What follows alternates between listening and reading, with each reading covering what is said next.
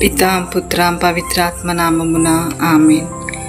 జ్ఞానవాణి ప్రేక్షకులకు స్వాగతం, సుస్వాగతం. ప్రభుని పేరిట మీ అందరికీ శుభములు కలుగునుగాక. యోబు గ్రంథం 1వ అధ్యాయము మనకు విశ్వాసము, నిబద్ధత మరియు దేవుని పట్ల భయభక్తిని గురించి గొప్ప బోధనను అందిస్తుంది. ఉజు దేశంలో నివసించిన యోబు ఒక నీతిమంతుడు, న్యాయవంతుడు, దేవుని భయపడే వ్యక్తిగా వర్ణించబడతాడు. అతని జీవితం సంపదతో నిండినది. ఎడ్లు, గొర్రెలు, ఒంటెలు, పనివారు, పిల్లలు అన్నీ అతనికి సమృద్ధిగా ఉన్నాయి. కానీ అతని గొప్పతనం ఆస్తిలో కాదు, అతని ఆత్మీయతలో ఉంది. ప్రతి ఉదయం తన పిల్లల కోసం దహన బలులు అర్పిస్తూ వారు తెలియకపోయినా పాపం చేసి ఉంటారేమోనని దేవుని ముందు ప్రార్థించేవాడు. ఇది ఒక తండ్రిగా అతని బాధ్యతను, దేవుని పట్ల అతని భయభక్తిని ప్రతిబింబచేస్తుంది. ఈ అధ్యాయములో అపవాది దేవునితో యోబుని గురించి సంభాషణ జరిపే సందర్భం మనకు ఒక ఆధ్యాత్మిక యుద్ధాన్ని గుర్తు చేస్తుంది. అపవాది యోబు భక్తి దేవుని ఆశీర్వాదాల వల్ల మాత్రమేనని వాదిస్తాడు. దేవుడు యోబును పరీక్షించేందుకు అనుమతిస్తాడు, కానీ అతని ప్రాణాన్ని హరించకూడదని ఆజ్ఞాపిస్తాడు. ఆ తరువాత యోబు ఒకే రోజులో తన ఆస్తిని, పనివారిని మరియు తన పిల్లలను కోల్పోతాడు.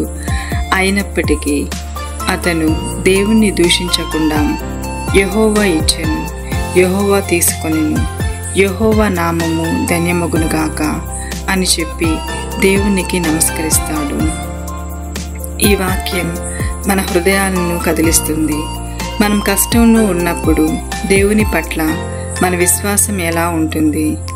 యోబు తన బాధను అంగీకరించాడు, కానీ దేవుని పట్ల తన భక్తిని వదలలేదు. ఇది మనం ప్రార్థనలో నేర్చుకోవాల్సిన ముఖ్యమైన గుణం. మనం దేవుణ్ణి ఆశీర్వాదాల కోసం మాత్రమే ప్రార్థించకూడదు. మనం శ్రమలో ఉన్నప్పుడు కూడా ఆయన్ను స్తుతించాలి. యోబు ఉదాహరణ మనకు నేర్పేది. ప్రారంభంలో ఉన్న భక్తి, మధ్యలో ఉన్న నమ్మకము, చివరికి ఉన్న గౌరవము. ప్రార్థనలో మనం యోబును పోలి ఉండాలి. ప్రతి ఉదయం మన కుటుంబం కోసం ప్రార్థించాలి. మన పిల్లలు, మన జీవితం, మన ఆస్తి అన్నీ దేవుని చేతిలో ఉన్నవే. మనం కోల్పోయినప్పుడు కూడా దేవుని పట్ల మన విశ్వాసము నిలకడగా ఉండాలి. దేవుడు మన జీవితంలో జరిగే ప్రతి సంఘటనను తన ప్రణాళిక ప్రకారం అనుమతిస్తాడు. మనం అర్థం చేసుకోలేని సమయంలో కూడా ఆయనపై నమ్మకం ఉంచాలి. ఈ అధ్యాయం మనకు ఒక ఆత్మీయ పాఠం. దేవుని పట్ల భయభక్తి కలిగి ఉండటం, ప్రతి పరిస్థితిలో ఆయన్ని స్తుతించడం మరియు ప్రార్థనలో స్థిరంగా ఉండటం, ఇవి మనం యోబు నుండి నేర్చుకోవాల్సిన ముఖ్య విషయాలు. మనం కూడా యోబును పోలి దేవుని ముందు మన హృదయాలను పరిశుద్ధంగా ఉంచుతూ ప్రతిదినము ప్రార్థనలో ఆయనను ఆశ్రయించాలి. ప్రార్థన.